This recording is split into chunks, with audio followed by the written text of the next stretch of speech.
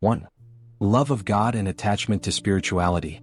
Love is a good tree, its roots are firm, its branches are in the heavens, and its fruits appear in the heart, the tongue, and the limbs. Ihya Yulam al-Din.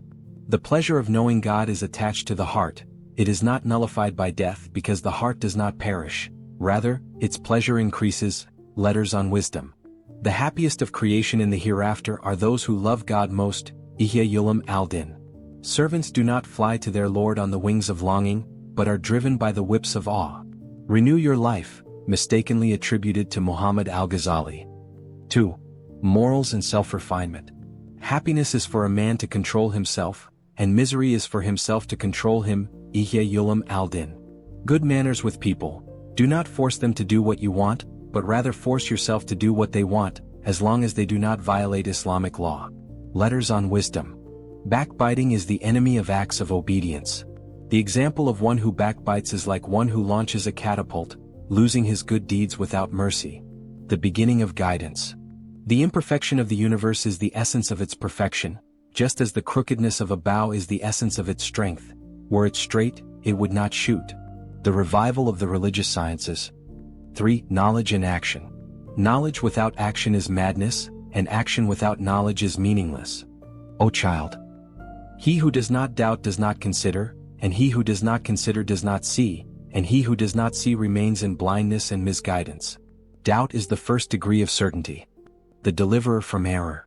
If your intention with knowledge is to compete and show off, then your deal is a losing one. However, if your intention is guidance, then be glad, for the angels will spread their wings for you. The beginning of guidance. Any knowledge that does not lead you from this world to the hereafter, ignorance is better than it. Letters on Wisdom. 4.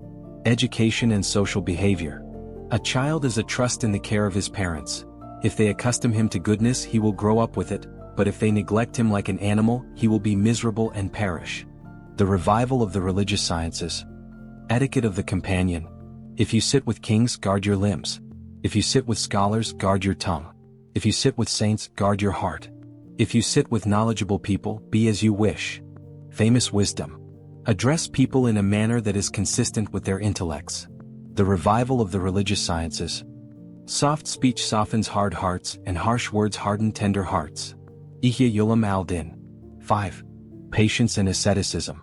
Patience is a station of religion, like trees that produce conditions and conditions produce deeds. Ihya Yulam al-Din. This world is a carcass, whoever desires something from it should be patient in the company of dogs. Ihya Yulam al-Din. It is one of God's blessings upon you that you do not attain everything you desire. Attributed wisdom. Freedom combined with pain is more honorable than slavery combined with happiness. The alchemy of happiness. 6. Wisdom and reason. Men are of 4 types. A scholar, so follow him. A sleeping person, so awaken him. A seeker of guidance, so guide him. An ignorant person, so reject him. Quoted from Al-Shabai in Ihya Yulam al-Din. People are slaves to what they know and enemies to what they do not know.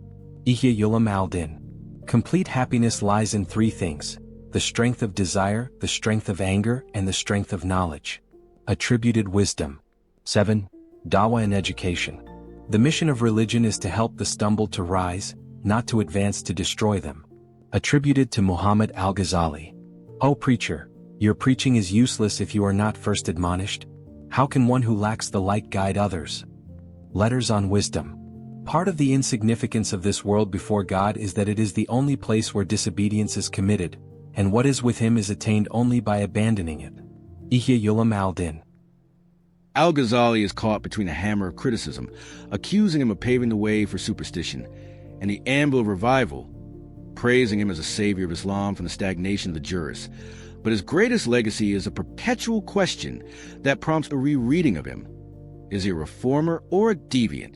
The answer, as he wrote, is in his face. Share with us in the comments what is your best quote. Please don't forget to subscribe and like.